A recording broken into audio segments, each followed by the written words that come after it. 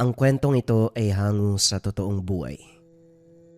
Mula ito sa isa nating kabayan na itago na lamang natin sa pangalang Ismael. Taong 1988, San Isidro, Negros Occidental. Hindi kailanman inisip ni Ismael na ang katahimikan ng probinsya ang unang magbubunyag ng pinakamadilim na sikreto. Lumaki si Ismael na sanay sa ingay ng lungsod. Busina, sigawan, para magpapansin sa mga taong namimili. Ang buhay ni Ismael sa lungsod, sagana sa ingay ng paligid ng mga tao na tila hindi mahulugan ng karayom. Sa mga panong ito, magbabakasyon na si Ismael dahil natapos na ang kanilang pag-aaral sa taon na yun. Napagpa siya ng magulang na papuntahin sa lugar ng Lolo Berto sa San Isidro ng Negros. Hindi lubos na kilala ni Ismael ang lolo. Alam niyang nakatira ito sa Negros at minsan lang nilang binabanggit. Sinubukan ni Ismael na tumanggi na magbakasyon doon dahil nasanay na siya kung nasaan nakatira. Pinagalitan siya ng mga magulang at pinagsabihan. Wala naman itong nagawa kaya sumang-ayon na lamang. Pumunta siya sa baryo ng San Isidro para makasama si Lolo Berto. Ang buong akala ang pinakamahirap harapin ay ang pagkabagot. Hindi niya alam na mas mabigat pala ang katahimikan kaysa ingay, lalo na kapag may tinatago ang katahimikan na ito. Nang makarating sa lugar ng lolo, hindi niya lubos mapagtanto ang katahimikan ng lugar. Mas malala pa sa inaasahan. Makalipas ang 3 araw ng pananatili, para bang nasanay na siya sa katahimikan ng lugar. Hindi masyadong nagsasalita si Lolo Berto. Hindi ito ang uri ng katahimikan na mahiyain, kundi parang may pinipigilan. May mga gabi na nakaupo lang sa bangko sa ilalim ng punong balete, malapit sa bahay at nakatingin sa kawalan, na para bang may kausap na hindi nakikita. Kapag tinatanong niya ito, ngiting pilit lamang ang sagot sa kanya. May mga bagay, apo, na mas mabuti pang manatiling lihim. Akala niya nung una, karunungan lang ito ng matanda. Pero nagkamali si Ismael. Nang sumunod na gabi, hindi kagad makatulog. Tahimik ang paligid. Sobrang tahimik. Walang kuliglig, walang palaka. Parang pinigil ng gabi ang sariling paghinga.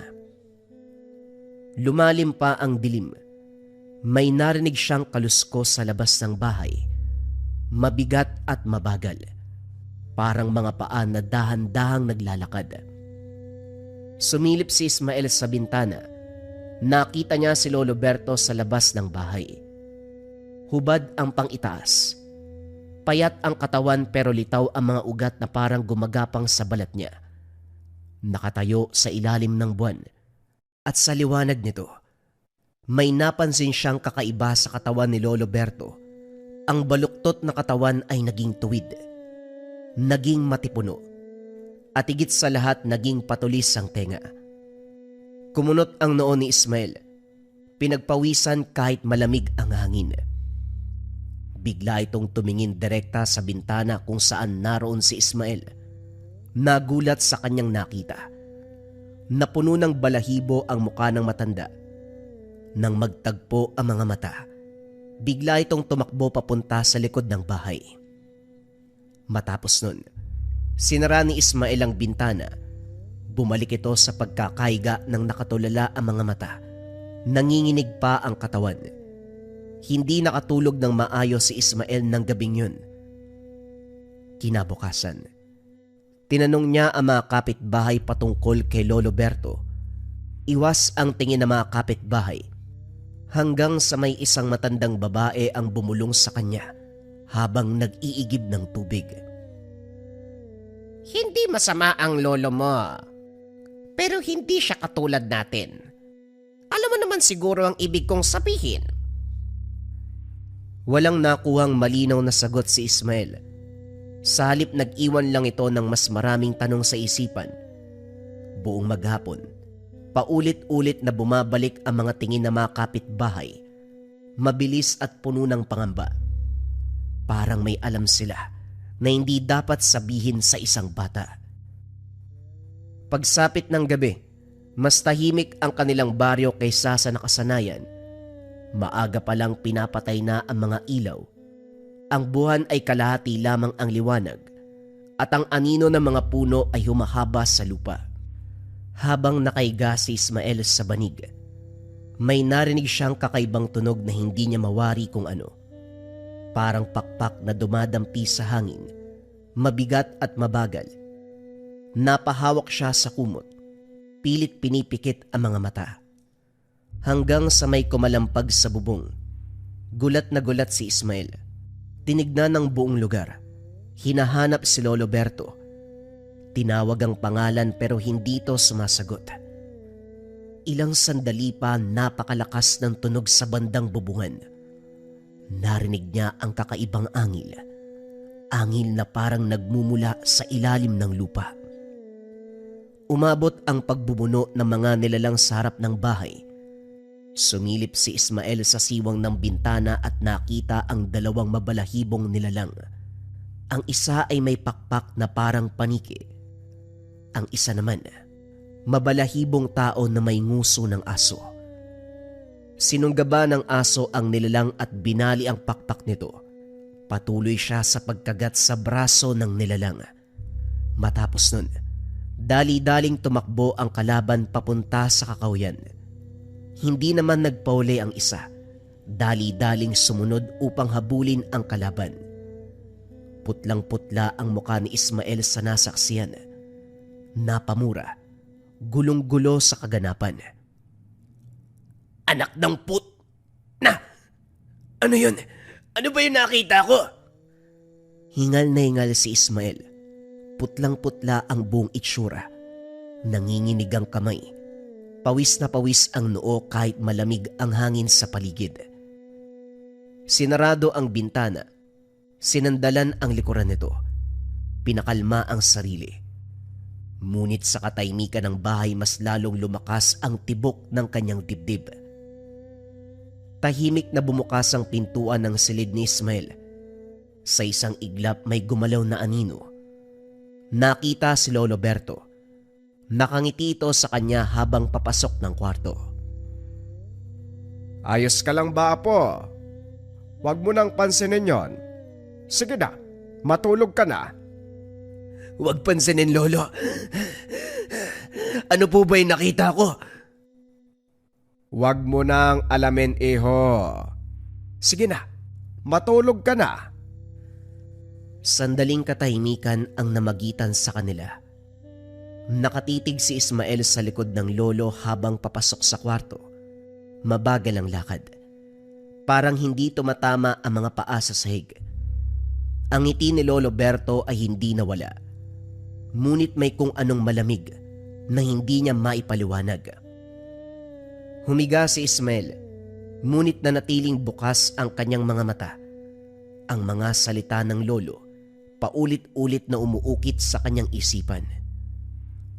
Ano daw? Huwag mo nang alamin. Huwag mo nang alamin. Paano kung hindi aalamin yun?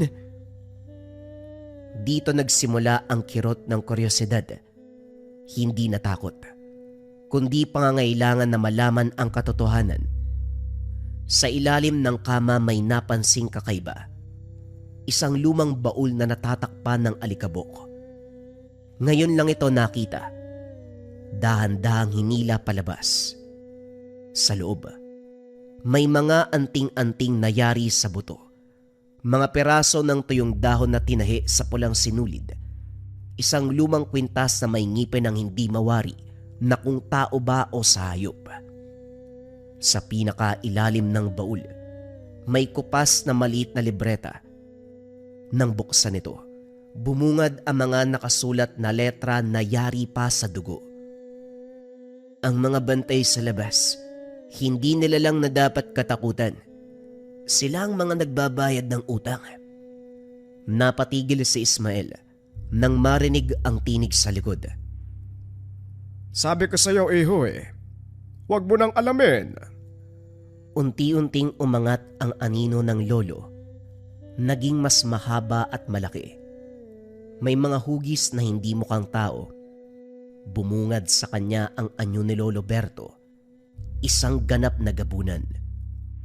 Nang sandaling iyon, naunawaan ni Ismael ang katotohanan na pilit na tinatago sa kanya. Nanlaki ang mga mata, ngunit bumalik naman kaagad sa pagiging tao ang matanda. Tumawa ito ng malakas. Nanatiling nakatitig si Ismael. Hindi makasigaw, hindi makagalaw. Parang sinakal ang lalamunan habang ang malakas na tawa ng matanda ay umaalingaw-ngaw sa buong silid. Maya-maya pa humupa ang halakhak. Muling bumalik sa maamong muka si Lolo Berto. Pero alam ni Ismael na isa lamang itong balat.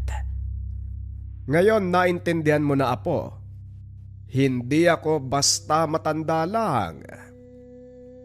Lumapit sa kanya si Lolo Berto. Dahan-dahan, tila iniiwasang masindak ang apo. Ako ay isang gabunan. Isang aswang na nabubuhay sa pagitan ng pagiging tao at ng dilim. Hindi ako basta-basta pumapatay. Yung nakita mo kanina, isang aswang na kung tawagin ay wakwak. Balak niyang ikaw ang biktimahin. Hindi niya naramdaman ang mga bakas ko sa paligid, kaya yon ang sinapit niya. Naupo si Ismael sa kama. Nanginginig pa rin ang katawan. Kung aswang ka, Lolo, hindi mo naman ako kakainin, oh. Kakainin. Malabong mangyari yon, apo. Ikaw ang pinakamamahal ko sa lahat. Poprotektahan kita kahit ano pa ang mangyari. O siya, matulog ka na. Napanatag si Ismael sa sinabi ng matanda. Ilang minuto lang, nakatulog na kagad ito. Kinabukasan paggising niya, nakita si Lolo Berto na nagkakape habang kausap ang mga kapitbahay. Habang patuloy ang pagkakape ni Lolo Berto, ang masayang kwentuhan ng mga kapitbahay, unti-unting bumalik sa alaala ni Ismael ang isang detalye na hindi kagad napansin. Madaling araw pa lang, bago sumikat ang araw, napansin na ng matanda ang mga kalalakian. Panay ang pagdaan sa harapan ng bahay. Paulit-ulit na tila may binibilang. Minsan 2, paminsan ay 3. Ngunit iisa ang anyo. Tahimik, seryoso, at laging sinusulyapan ang loob ng bakuran. Ang yabag ng mga paa ay marahan, halos walang tunog. Ngunit sapat upang magising ang matandang hindi natutulog ng mahimbing. Mula sa bintana, pinagmasdan sila ni Lolo Berto habang hawak ang tasa ng kape. Sa bawat pagdaan nila mas matindi ang kanyang kutob. Hindi sila taga rito. Nang sumikat ng araw saka lamang sila tumigil sa pagdaan at pumwesto sa hindi kalayuan. Wari ba nag-aantay? Doon pa lamang lumabas si Lolo Berto. Nakipag-usap sa mga kapitbahay. Nagkunwaring karaniwan ang lahat na tila ba walang bantang nakaamba. Ngunit sa likod ng maamong ngiti, alam na ng matanda ang katotohanan. Hindi aksidente ang kanilang presensya. May hinahanap ang mga ito. At sa bawat pagdaan nila sa harap ng bahay mula pa madaling araw, mas lalong nagiging malinaw kay Lolo Berto. Malapit na ang sandaling kailangan niyang tuparin ang pangako kay Ismael. Ang pangakong yon ni Lolo Berto kay Ismael, hindi lang basta salita ng isang matanda, isa itong panata ng dugo. Nang gabing yun, nang sabihin ni Lolo Berto, poprotektahan kita kahit ano pa ang mangyari. Ang ibig niyang sabihin, si Ismael ay hindi maaaring galawin ng alinmang nilalang, mapatao man o hindi, habang siya ay buhay pa, hanggat nasa paligid niya ang matanda.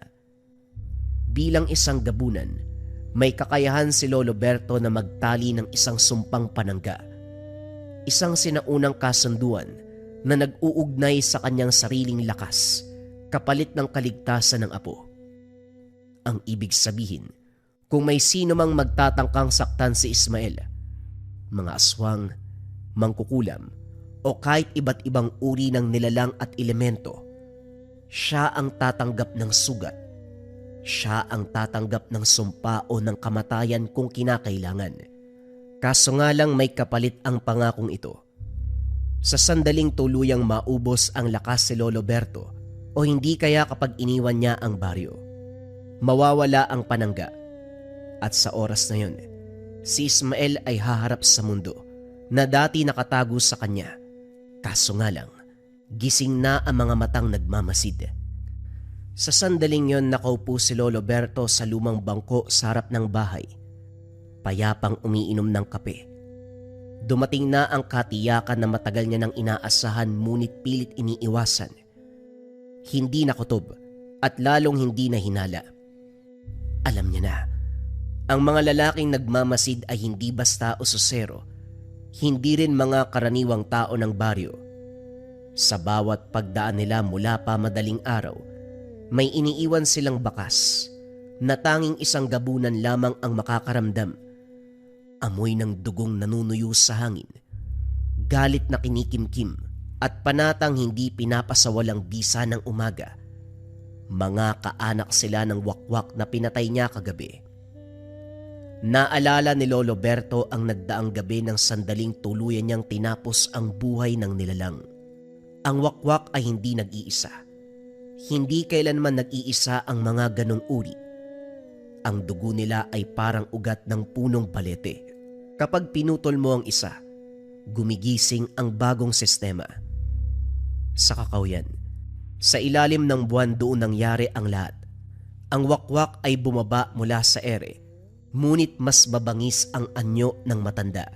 Mas biyasa kumpara sa nilalang. Nagmakaawa ang wakwak sa kanya. Nag-iwan ng malakas na atake si Lolo Berto. Bumagsak ang wakwak. Nanginginig, sumisigaw hanggang sa tuluyang tumahimik. Ngunit bago pa man tuluyang mamatay ang nilalang, nakaramdam si Lolo Berto ng paggalaw sa dilim. May mga matang nakakita. Alam na ang tunay na katauhan ni Lolo Berto. Pagpasok ng bahay, tahimik na sinarado ni Lolo Berto ang pintuan. Ngumiti siya. Hindi na siya nagkunwari pa. Tinawag niya si Ismael at pinaupo sa gitna ng sala. Makinig ka. Ano man ang mangyari mamaya, huwag kang lalabas. Nariyan sa labas sa mga kalahi ng pinatay ko. Mukhang hindi sila natitinag. Pagsapit ng dapit hapon nagbago ang paligid.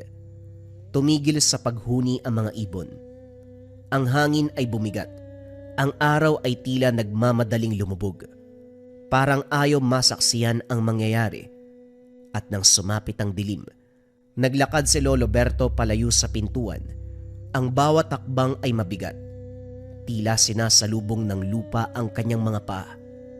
Sa mata niya, unti-unting sumisiklab ang dilaw na liwanag. Hindi apoy, kundi gutom ng isang gabunan. Isang sinaunang anyo ng aswang na mas mabangis pa sa takot na ibinubulong ng mga alamat. Ang dapit hapon, tuluyang nagdilim ang paligid, kahit hindi pa ganap ang gabi. Mula sa kalayuan narinig ng matanda ang sigaw na tanging siya lamang ang nakakapansin. 3 nilalang ang sabay-sabay na bumaba sa puno. Ang mga pakpak ay tila balat ng patay. Ang mga mata ay purong itim. Naaamoy nila ang dugo ng kalahi na pinatay ni Lolo Berto. At ngayon, singil ang hinahanap. Ngumiti si Lolo Berto, isang ngiting galak. Oh, nandito na kayo. Pero nahuli ng dating. Bigla siyang naglaho sa paningin. Hindi sa bilis, kundi sa paglusaw ng anyo. Ang likod ay bumuka. Tumubo ang maitim na balahibo. Naging mas mahaba at malapad ang katawan. Humaba ang mga kamay. ang mga kuko ay napakatalim, ganon din ang kanyang pangil. Sumugod ang unang wakwak. Ang bibig ay bumuka hanggang sa dibdib. Ngunit bago pa man ito makasigaw, sinunggabad ito ni Lolo Berto sa leeg. Pinilipit ang ulo at sa isang iglap, naputol ang buto. Hindi niya ito kinain. Sinipsip niya ang anino at kaagad nalanta ang katawan na parang balat na iniwanan ng kaluluwa. Ang ikalawa, mas matalino. Biglang lumipad sa himpapawid. Tumalon si Lolo Berto. Lampas tao ang taas. Hinila pababa ang wakwak sa pakpak.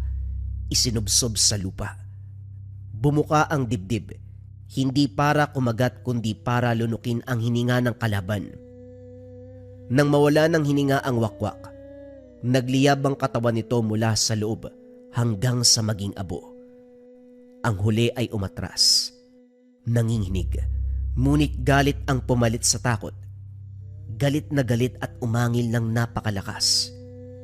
Lumapit ang matanda sa uling wakwak na natitira. Umatras naman ang nilalang habang umaangil. Ang kahantungan mo, kapareho lang sa mga kasama mo. Huwag ka nang pumiglas. Tanggapin mo na ang kamatayan. Matapos magsalita, bigla itong sumunggab. Hinayaan lamang ito ng matanda. Tinamaan siya, pero walang naging epekto. Hinawakan ito sa leeg, binalibag sa lupa. Mabilis niya itong binalian ng leeg. Ang anino ng wakwak ay natunaw sa kanyang katawan. Mula sa siwang ng bintana, nasaksiyan ni Ismael ang lahat. Nakita niya kung paanong nilamon ng dilim si Lolo Berto at kung paanong ang tatlong wakwak naglaho na parang kailanman ay hindi umiral. Doon niya naunawaan, may mga gabi na hindi dapat alalahanin. Pagdating ng umaga, para bang walang nangyari sa buong lugar. Maging ang mga tao sa baryo nararamdaman niya na alam nito ang sekreto ng lolo, pero mas pinipili nila na hindi magsalita. Si Lolo Berto ay bumalik sa dating gawi. Nagwawalis sa umaga, nag-aayos ng bakod, umuupo sa bangko tuwing dapit hapon. Sa mata ng iba, isa lamang siyang tahimik na matanda. Ngunit para kay Ismael, bawat kilos nito ay merong kakaiba. Kapag tumitingin si Lolo Berto sa malayo, hindi yun pag-iisip, kundi napapansin ito ni Ismael na parang nakikinig sa paligid. Kapag humihinto siya sa pagwawalis, hindi ito pagod, kundi may nararamdaman siya sa paligid. Naintindihan ni Ismael kung bakit siya pinadala ng mga magulang sa baryong yun. Nung una, inakala niyang tinapon lang siya sa lugar upang ilayo sa gulo ng lungsod. Wala siyang reklamo, pero may tanong na hindi masagot. Bakit kailangan pa siyang ipadala sa isang lugar na halos nakalimutan na ng mundo? Ngayon malinaw na sa kanya ang kasagutan.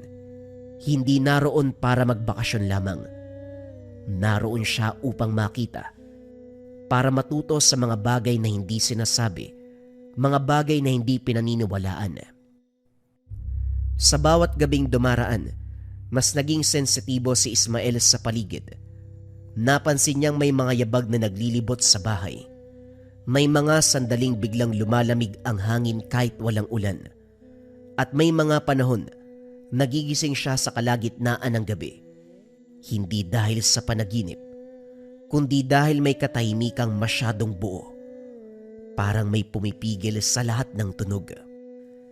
Isang hapon habang nakaupo si Ismael sa tapat ng bahay, may napansin siyang kakaiba. Isang matandang lalaki ang naglalakad sa gitna ng daan. May tungkod na yari sa itim na kahoy. Mabagal ang hakbang, ngunit ang bawat tapak ay parang may bigat.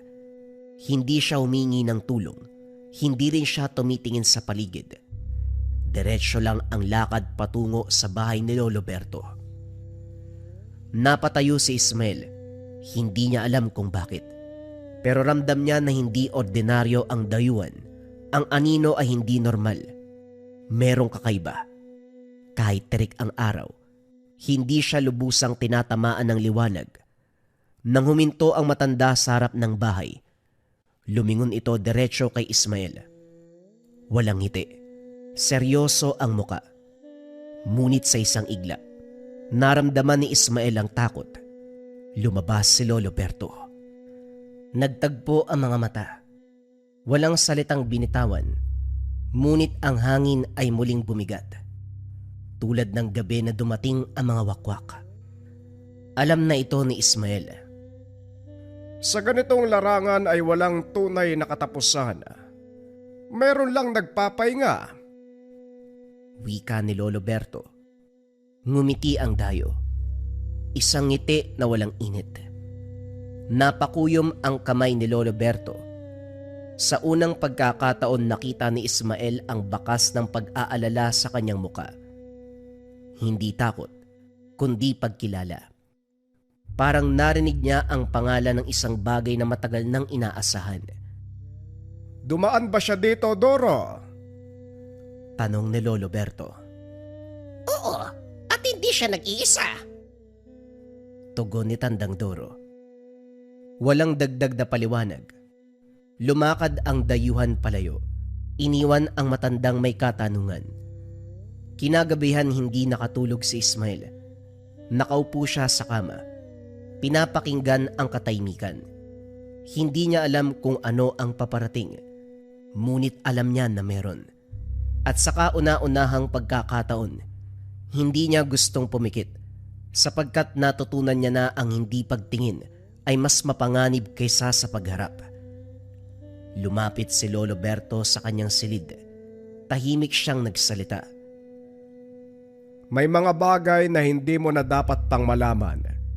Pero darating ang araw na kakailanganin mong umunawa. Tumingin si Ismael sa matanda. Kaya pala ako narito. Tumango si Lolo Berto. Sa dulo ng baryo, may mga nilalang na muling gumagalaw. Isang banta sa atin at sa mga tao dito sa baryo. Ilang mga araw mula ngayon, huwag ka na munang lumayo dito sa bahay. Hindi ka nila sasaktan kapag narito ka. Sapat na ang panahon upang mabuo ang katotohanan at darating ang panahong kailangan maunawaan ni Ismael kung bakit siya pinadala sa baryo ni Lolo Berto, malayo sa lungsod, malayo sa ingay at mas lalong malayo sa mga mata ng karaniwang tao. Hindi siya pinadala roon para lamang magbakasyon. Pinadala siya upang malaman ang katotohanan na umiiral sa mundo. Bago ka pa man makarating dito sa baryo, Apo, nag-usap na kami ng mga magulang mo. Nung una, hindi ako pumayag sa kanilang gusto. Masyadong delikado ang lugar. Nakita mo naman yon, hindi ba? Isinantabi ng iyong mga magulang ang usaping yon dahil gusto nilang malaman kung gaano kadelikado ang mundo at sa kung paano mo ito haharapin sa pag-usad ng panahon. Matapos magsalita ng matanda, tumahimik ito sandali at nakiramdam sa paligid. Naramdaman niyang nag-iba ang simoy ng hangin. Si Lolo Berto ay hindi basta-bastang gabunan. Sa mundo ng mga aswang ay may ranggo, may edad at may reputasyon. Ang mga wakwak ay mga ngaso. Ang mga manananggal ay mandaragit. Ngunit ang mga gabunan, sila ang mga tagapagpatupad ng utos. Hindi sila basta pumapatay. Sila ang humahatol sa mga makasalanan. Si Lolo Berto ay isa sa mga gabunang tagahatol, pero mas pinili niyang mamuhay ng normal, payapang nakikisalamuha sa mga tao. Ngunit ang kapayapaang ito, nabasag nung gabing pinatay niya ang isang wakwak. Isang pagkakamaling alam niyang may kapalit. Ang dugo ng wakwak ay parang apoy na sinindihan sa dilim. Tumatawag ito at may nakakarinig. Hindi lamang ang mga wakwak ang nakaramdam ng ginawa ni Lolo Berto. Sa malalayong pook, sa mga lugar na hindi minapa ng tao, may 3 gabunan na matagal nang nagbabantay sa mga galaw niya. Hindi sila kaaway, hindi rin sila kaibigan. Sila ang tinatawag na mga tagamasid, mga gabunang piniling magtago bilang tao, kundi manatiling nilalang ng gabi. Si Amarok. Si Amarok ang pinakamatanda sa tatlo. Ang kanyang katawan ay parang pinagtagpi-tagping balat ng kalabaw. Ang titig niya ay parang lupa na gumuguho. Siya ang tagapag-ingat ng alaala. Alam niya ang kasaysayan ng bawat gabunan, bawat paglabag, bawat pagtakas. Siya ang unang nakaalam na muling gumalaw si Lolo Berto matapos ang mahabang katahimikan. Ang ikalawa ay si Liria. Si Liria ay bihira sa kanilang lahi, isang gabunang may anyong pambabae. Mabilis, tahimik at mapanuri. Siya ang tagamasid ng dugo. Sa isang sulyap, alam niya kung may bahid ng sumpa ang isang bata. Siya ang unang nakaramdam kay Ismael, hindi bilang banta, kundi bilang posibilidad. Ang ikatlo ay si Karnak, ang mandirigma. Ang kanyang anyo ay halimaw na halos hindi na kayang magpanggap bilang tao.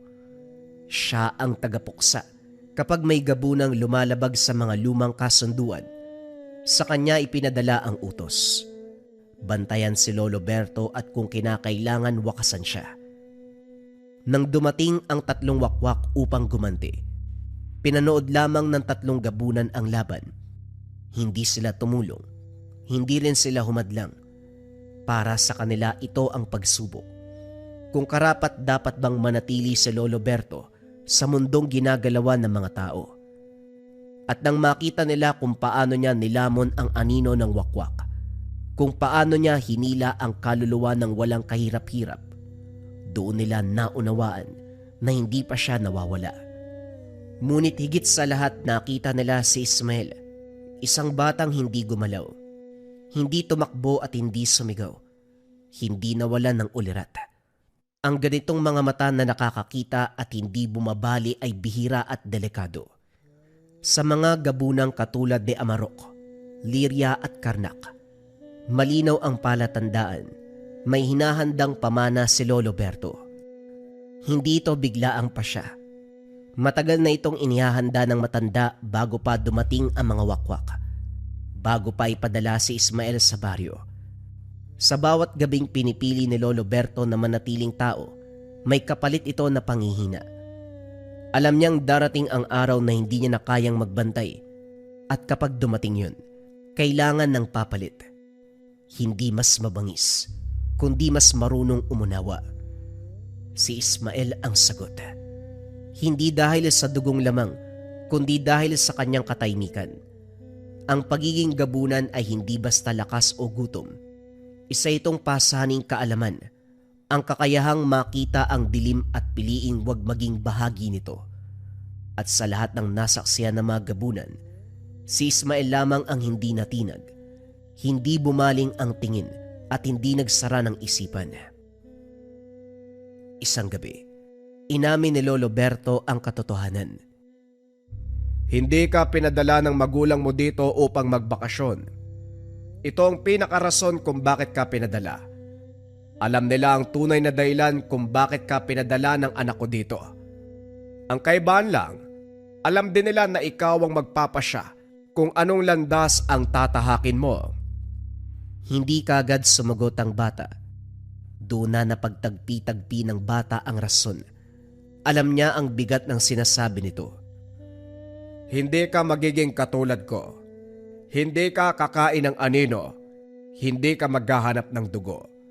Ang ipapasa ko sa iyo, ang pagiging gabunan na marunong pumigil. Tahimik ang paligid. Maging ang hangin ay tila nakinig. Sa malayo tumango si Amarok. Ngumiti si Liria. At si Karnak sa unang pagkakataon ay umatras. Alam nilang walang panganib. Ang pamana ay hindi paghahari, kundi pagpapatuloy.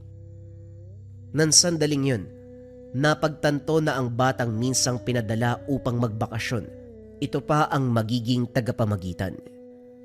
Matagal nang alam ni Lolo Berto na darating ang araw na hindi halimaw ang haharap sa kanya kung hindi ang sariling lahi. Hindi wakwak o hindi manananggal, kundi ang mga gabunan, mga nilalang na minsan niyang itinuring na pamilya, at ngayon unti-unting naging tagapagpasya ng kanyang nakaraan. Noon, bago pa siya mamuhay bilang tao, si Lolo Berto ay bahagi ng isang lihim na samahan ng mga gabunan na kung tawagin ay balangay ng gabi. Hindi sila basta mga mangangaso. Sila ang nagtatakda kung aling baryo ang dapat manatiling ligtas, kung alin ang dapat ialay upang mapanatili ang balanse. Walang awa ang batas ng balangay. Kapag may lumabis, may kailangan magbayad. At si Lolo Berto ang unang tumanggi. Sa isang gabi na tinakdang ialay ang isang buong pamayanan ng mga bata, matatanda, buong puso siyang lumaban sa pasya ng balangay. Nilabag niya ang kautusan at lihim na binalaan ang mga tao. Nang gabing yun, walang dugong nainom ang mga gabunan, walang sigaw na umalingaw-ngaw, at doon na nagsimula ang galit. Para sa balangay, ang ginawa ni Lolo Berto ay hindi awa, kundi pagtataksil. Mula noon pinili niyang iwan ang samahan, putulin ang ugnayan at mamuhay bilang tao. Ngunit ang ganitong pagpapasya ay may presyo. Ang balangay ay hindi nakakalimot, hindi rin sila nagpapatawad. Sa una ay hindi sila kumilos. Hinayaan nilang tumanda si Lolo Berto, humina at magkubli. Ngunit sa bawat wakwak na pinapatay niya, sa bawat baryong pinoprotektahan, muling bumubukas ang sugat ng nakaraan. Para sa mga gabunang nanatili sa balangay, ang kanyang pag-iral ay paalala ng kanilang kahinaan na may gabunan na piniling maging iba at nabuhay. Unti-unti nilang ipinaramdam ang presensya. May mga gabing nawawala ang bantay ng gabi. Walang bakas ng laban. May mga panahong nagigising si Lolo Berto na may marka sa lupa, mga tanda ng lumang sumpa ng balangay. At sa hangin may amoy ng dugo, sariwang dugo. Alam ni Lolo Berto ang ibig sabihin nito. Hinahabol na siya. Ngunit hindi lamang siya ang punterya. Nang malaman ng dating samahan ng tungkol kay Ismael, isang batang may dugong gabunan, lalo silang nanggalaiti sa galit. Para sa kanila, ang bata ay patunay na nabigo si Lolo Berto na putulin ang sumpa. At higit pa roon, isang panganib. Isang gabunan na maaaring pumili ng landas, mas mapanganib kaysa sa pagtakas. Hindi natin siya papayagang magmana. Ang awa ay sakit, at ang sakit ay kailangang putulin. Nagsimula ang kanilang huling galaw.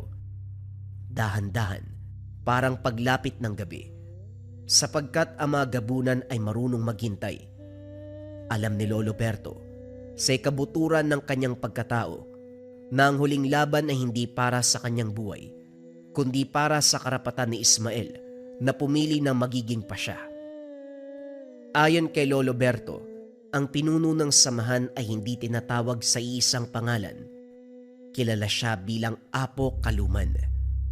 Isang pangalang binibigkas lamang kapag kinakailangan, sapagkat ang pagbanggit nito ay tila panata ng dugo. Si Apo Kaluman, isang purong gabunan na hindi kailanman namuhay bilang tao. Hindi siya nag-anyong tao upang magtago. Ginagamit lamang niya ang anyong tao upang magbalat kayo. Sa likod ng kanyang balat ay hindi laman, kundi gutom na hinubog ng mga siglo. Ang kanyang mga mata ay walang refleksyon. Ang uri ng gabunan ni Apo Kaluman ay tinatawag na tagapagbantay o tagahatol.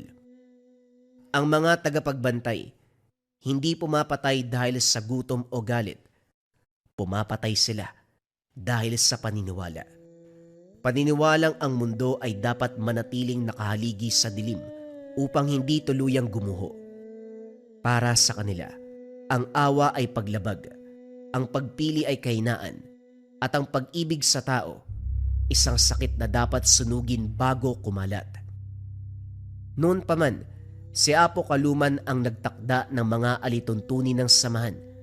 Siya ang nag-utos kung aling baryo ang aalayan, kung alin ang dapat umatras, at kung sino ang dapat burahin sa alaala ng gabi.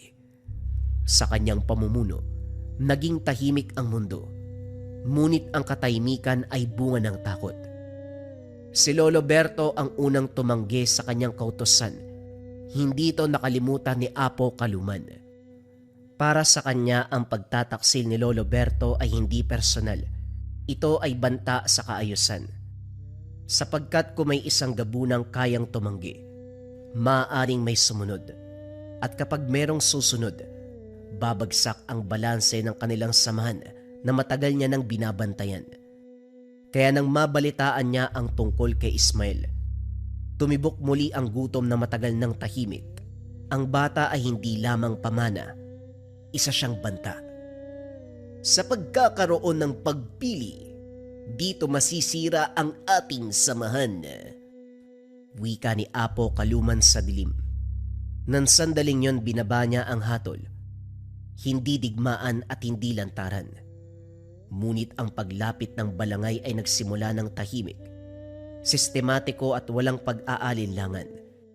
Sapagkat kapag gumalaw ang isang tagapagbantay, hindi siya humihinto hanggat hindi napapantay ang lahat. Matagal nang ramdam ni Lolo Berto ang paglapit ng panganib. Ngunit dumating ang isang gabi na naging malinaw ang lahat. Hindi na ang mga hinala, hindi na ang mga palatandaan. Dumating na ang balita na dala ng hangin. Ang pakiramdam na may isang dilubyong darating. Alam niya na ang plano ng kanyang dating samahan. Ang balangay ng gabi, hindi darating upang makipag-usap. Darating sila upang burahin ang baryo, ang alaala ng kanyang pagtanggi at ang batang patunay ng kanyang pagpili. Si Apo Kaluman mismo ang mamumuno. Kapag gumalaw ang isang tagapantay, wala itong iniiwang saksi. Nang gabing yon, tumayo si Lolo Berto sa gitna ng bakuran. Nakatingala sa buwan. Hindi niya tinangkapang magtago bilang tao. Ang kanyang anino ay humaba, bumigat, muling nag-anyong gabunan upang manindigan. At eto na kayo. Wika ni Lolo Berto. Doon nagpakita ang tatlong matagal nang nagmamasid. Ang una ay si Amarok. Lumitaw sa lupa mismo. Tila hinugot mula sa alaala ng mundo. Sumunod ay si Liria, na bumaba mula sa anino ng puno. Halos hindi siya maramdaman, ngunit ang hangin ay biglang tumalim. Senyales ng isang gabunang sanay sa tahimik na pagpatay at mas tahimik sa paghusga. Ang huli ay si Karnak, na dumating na parang lindol. Ang lupa ay bahagyang yumanig sa bawat takbang niya. Ang mga kuko, nagmamarka sa bato. Siya ang lakas na pinipigil, ang galit na piniling wag pumutok hanggang sa ngayon. Hindi sila nagtanong, hindi sila humingi ng pahintulot. Hindi to paglabag. Ito ay pagwawasto. Wika ni Amarok. Tumango si Lolo Berto. Alam niyang hindi siya karapat dapat humingi ng tulong, pero binigay ito sa kanya hindi dahil sa pagkakaibigan, kundi dahil may mas mali. Mula sa siwang ng bintana, nasaksiyan ni Ismael ang lahat. Nakita niya kung paanong ang tatlong gabunan pumwesto sa paligid ng baryo para magbantay. Nakita niyang kung paanong si Lolo Berto tumayo sa gitna para humarap. At sa mga mata ng bata, malinaw ang katotohanan. Ang laban na paparating, hindi para sa kapangyarihan, kundi para sa karapatang pumili ng landas. Sa malayo, gumalaw ang mga puno. Isang katahimikan. Katahimikang masyadong maayos, masyadong pantay. Sa gitna nito, lumitaw si Apo Kaluman. Tuwid, walang bahid ng pag-aalinlangan. Huminga ng malalim si Lolo Berto. Ismael, ano man ang mangyari, tumingin ka. Huwag na huwag kang tatalikod. Wika ni Lolo Berto. Nang gabing yun, sa ilalim ng buwan na walang kinikilingan, nasaksiyan ni Ismael ang simula ng huling laban, hindi lamang na mga gabunan, kundi ng dalawang paniniwala na hindi maaaring magsabay sa bawat gabing dumadaan. Sumabog ang gabi nang tuluyang bumaba ang balangay ng gabi sa baryo. Hindi sila dumating ng sabay-sabay. Isa-isang lumitaw mula sa mga anino, mga gabunang hindi nagtatago ng anyong tao. Ang hangin ay napunit ng sigaw. Mga aswang na matagal nang kumikimkim ng galit kay Lolo Berto. Sa unang bugso pa lamang, dumugo ang kadiliman. Si Lolo Berto ang unang kumilos. Hindi na siya nagdalawang isip. Sa kanyang pagpapalit ng anyo, sumugod ito at sa bawat galaw niya ay may bumabagsak. Mga wakwak na inutusan ng balangay upang magsilbing pang-ubos. Mga ngaso na inakalang mahina na ang matanda. Nagkamali sila dahil inabisuan na ng matanda ang lahat ng tao sa kanyang baryo na lumisan na muna pansamantala. Naintindihan nito ng mga kabaryo kaya umalis ng walang imik. Isa-isang napunit ang mga pakpak. Isa-isang hinila ang mga anino palabas ng katawan. Hindi sigaw ang nangingibabaw, kundi pagkabasag. Parang mga sumpa na matagal nang nag-aantay ng wakas. Sa bawat aswang na bumabagsak, lalong tumitibay ang tindig ni Lolo Berto. Ngunit ramdam niya na hindi ito sapat. Masyado silang marami. Doon gumalaw ang tatlong gabunan. Lumabas na sila upang tulungan ang matanda. Si Karnak, sumunod si Liria at Amarok. Mabilis silang pumasok sa digmaan. Pinagpapapatay ang mga aswang na nagtangkang palibutan si Lolo Berto. Bagaman kabilang sila sa balangay, meron silang paninindigan na ang mali ay mali. Sa gitna ng lahat ng ito, nasaksihan ni Ismael ang digmaan ng dilim. Hindi siya gumalaw, hindi siya pumikit. Nakita niyang kung paanong ang gabi ay unti-unting naging kulay pula sa kanyang paningin dahil sa dugo ng labanan. At doon, sa gitna ng naglalagablab na apoy, lumitaw muli si Apo Kaluman. Hindi siya nagmadali. Sa bawat takbang niya tumigil ang laban sa kanyang paligid. Ang mga aswang ay umatras.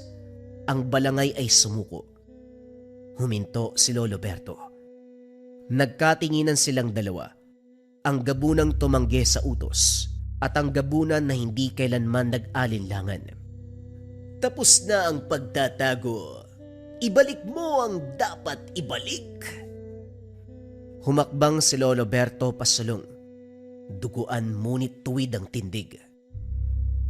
Hindi na ako kabilang sa'yo at hindi mo na kukunin ang baryong ito. Sandaling katahimikan ang pumalahaw. Itinaas si Lolo Berto ang kanyang kamay. Apo Kaluman, hinahamon kita ng duelo. Tayong dalawa lamang. Wika ni Lolo Berto. Umalingaw-ngaw hanggang sa pinakadulo ng dilim. Sa unang pagkakataon ngumiti si Apo Kaluman. Sa gabing yun sa harap ng isang batang nakakita, magsisimula ang laban na magtatakda kung alin ang mananaig, ang batas ng dilim o pagpiling tumigil. Humakbang si Apo Kaluman papasok sa bilog na ginawa ng mga gabunan sa gitna ng baryo. Sa bawat takbang niya nagiiwan ng usok. Inuunat ang sarili upang maganda sa laban. Tumayo si Lolo Berto. Tumayo sa tapat. Duguan, hinihingal ngunit matatag. Hindi niya pinalaki ang anyo.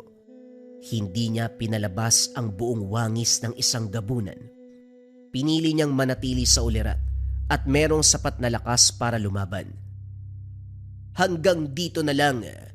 Bumalik ka sa samahan at maaari pa kitang mapatawad. Hindi sumagot ang matanda. Nang makita nito ang katatagan, bigla siyang sumugod. Sa unang salpukan ay parang banggaan ng dalawang dambuhalang nilalang. Naglaho ang tunog. Tinamaan si Lolo Berto. Napaurong, ngunit hindi bumagsak. Tinamaan din si Apo Kaluman. Napaurong din ito. Nagbago ang taktika ni Lolo Berto. Hindi niya sinabayan si Apo Kaluman. Sinundan niya ang puwang sa pagitan ng pag-atake nito. Sa sandaling huminto, doon siya gaganti. Binalibag ang katawan ng kalaban. Hawak-hawak niya ito sa leeg. Hindi ka nasasanay sa pagtanggi. Hindi mo pa rin ba naiintindihan na ang aking ginawa ay hindi para sa akin? Wika ng matanda. Dito na lumabas ang tunay na anyo ni Apo Kaluman. Isang gabuna na may anyong mas mabigat pa kaysa kay Lolo Berto. Biglang humaba ang mga ngipin nito. Ang nguso ay biglang humaba na parang aso. Doon kumawala si Apo Kaluman at binaliktad ang sitwasyon. Dinakma niya ang paa ng matanda at hinampas sa lupa. Napaigtad ang matanda pero hindi sumusuko ang diwa nito. Biglang tumayo ang matanda. Hinihingal. Hawak ang dibdib. Muli itong sumalakay at hinawakan niya ang dibdib ni Apo Kaluman. Binigkas ang pangalang hindi binabanggit. Sa pagbigkas, sinabayan ito ng matanda ng pag-uusal upang mahugot ang kanyang kaluluwa. Nahila ito ni Lolo Berto. Nahila ang kaluluwa ng kalaban. Humandusay sa lupa ang katawan ni Apo na nasa anyo pa rin ang aswang. Bumagsak si Lolo Berto sa tuhod. Tahimik na humiwalay ang mga dating kasama. Umatras ang mga natira.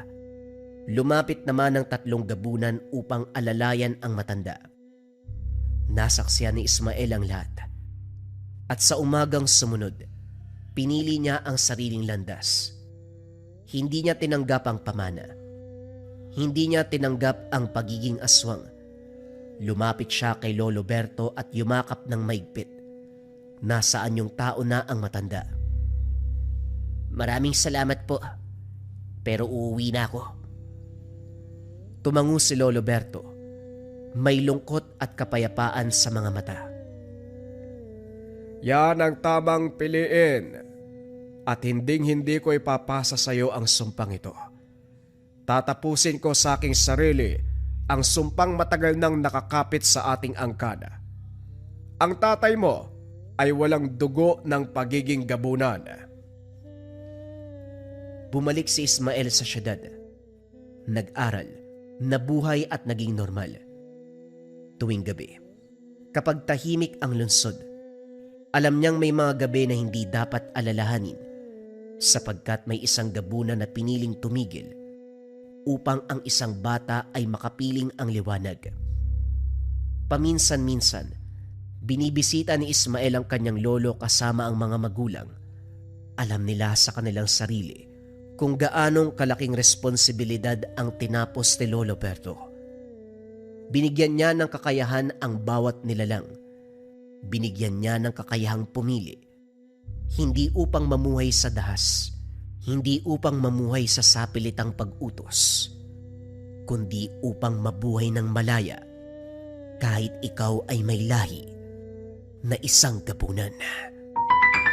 Top 5 items na kailangan mo sa Lika Merchandise ngayong 2026. Simulan natin kaagad sa number 1. Number 1, Gunita Bracelet for Good Health Bracelet. Yung energy and vibration na ina-attract ng ating Gunita Bracelet ay nakakatulong sa pagpapaganda ng kalusugan. Laging tandaan mga kabayan, para saan ang ating mga swerte, kayamanan, kung hindi maganda ang ating kalusugan. Kung ang priority mo ay magandang kalusugan, energy and vibration na ina-attract, dito ka sa ating Gunita Bracelets. Number 2, ang ating Gintong Gabay o Gabay Medallion Ethnic Version. Pareho lamang ng bisa to mga kabayan, sa designs lamang siya nagkaiba. Ito Gintong Gabay, ito naman ethnic yung approach. Ang bisa nito mga kabayan ay pampaswerte at gabay sa career, health, love life, and finance. Kung nangangailangan ka ng swerte at gabay sa 4 na aspeto ng buhay ngayon 2026, kung kailangan mo ng guidance sa araw-araw ngayon 2026, dito ka sa top 1 necklace natin, ang Gabay Medallion pangkalahatan. Pili ka na lang ng designs kabayan. Number 3, syempre hindi mawawala ang depensa spiritual spiritual mga kabayan. Meron tayong kalusugan at gabay sa araw-araw pero kailangan din natin ng depensa spiritual. Kontra sa lahat ng negative energy, kontra kulam, barang, tigalpo, palipad hangin, usog o kahit anong masamang uri ng sumpa. Ito ang Maracuyo bracelets mga kabayan. Nandito din yung tinatawag nating revuelta or sumbalik. Kung ano man yung sumpa na ibinigay sa inyo, ibabalik doon sa taong nagbigay. Kaya sobrang trending ng ating Maracuyo. May 4 na kulay kang pagpipilian. Pwede tong lava na may gintong San Benito, pwede tong white na may gintong San Benito, pwede tong brown na ethnic version at black na ethnic version. Pili ka na lang, kabayan ko. Number 4, gintong palay money amulet. Ito bagay na bagay itong coin na to mga kabayan para sa mga tao na ayaw naman na nagsusuot ng kung ano-ano. Baliktaran ng simbolo, ang bisa nito ay pampaswerte sa pera, for dreams manifestation, kung may mga kahilingan ka na gustong matupad ngayong 2026, for abundance and for prosperity. Sobrang simple lang nito, iipit mo lang siya sa wallet mo, dalhin mo lang palagi, ilagay mo sa gabay pulantela pouch, basta dala-dala mo. Let it work for you, kabayan. Gintong palay, money amulet. At syempre mga kabayan ko, ang panglima, hindi mawawala ang kaluban de pampaamo. Pampaamo sa tao, pampaamo sa negosyo. Kung feeling mo nasa toxic environment ka, kabayan, ikaw lagi yung napapag-initan, laging galit yung partner mo, laging galit yung boss mo, laging galit yung mga katrabaho mo, sa'yo lagi sinisisi ang mga bagay-bagay, magkaluban de pampaamo ka. Pampaamo sa tao, pampaamo sa negosyo. Bagay din to sa mga nasa sales or sa mga tao na palaging merong kausap para mabilis kayong makapagpalagay ng loob ng taong kausap mo. Sobrang simple lang. Itong kaluban, gawa to ng mga katutubo sa Negros, pero may mga sangkap pa ito sa loob. Dadalin mo lang, kabayan. Let it work for you. Lagay mo sa bag mo, lagay mo sa bulsa mo, basta dala-dala mo lang palagi. Yon ang ating top 5 items na kailangan mo ngayon 2026 sa Lika Merchandise. Kung interesado ka, kabayan, pwede mo i-click yung yellow basket sa baba. Pero if ever na walang yellow basket, i-search mo lang ang shop ng Lika Merchandise. Ingat sa mga scammers.